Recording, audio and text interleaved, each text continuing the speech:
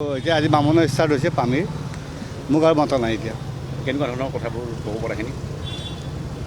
সেয়া সিদ্ধাৰ্থ উকিলে অলপ কিছুমান কুৱেশ্যন সুধিছিলে অলপ বেলেগ বেলেগ ধৰণৰ আৰু আমি এটা ট্ৰিপ কৰিছিলোঁ দহাত 22 চনত আৰু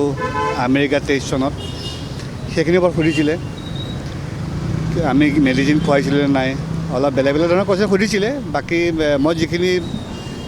ক'ব লাগে সেইখিনি কৈছোঁ এতিয়া তেওঁলোকে যি সুধিছে গোটেইখিনি কৈছোঁ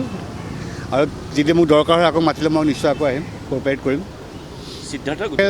সিদ্ধাৰ্থ শৰ্মাৰ গোটেই এতিয়া যিজন উকিল গোটেইজন তেওঁ দিল্লীৰে বাকী মই যিমান দূৰ শুনিছোঁ তেওঁ গোটেই কেছটো বাহিৰলৈ নিব বিচাৰিছে অসমত তেওঁ কেছটো খেলিব বিচৰা নাই মই যিমান দূৰ শুনিছোঁ তেওঁ সেইকাৰণে হয়তো হাইকোৰ্টত এপিলো কৰিছে মুজফৰ চৌধুৰী কিন্তু যিহেতু ফাৰ্ষ্ট ট্ৰেক কোৰ্ট ইয়াত হৈছে গতিকে এইটো ইয়াতে চলিব মোৰ মতে বাকী এতিয়া কোৰ্টে জানিব কি মানে হ'ব লাগিব আমাৰ অসমৰ কেছ অসমতে হ'ব লাগিব জুবিন গাৰ্গ অসমৰ আমি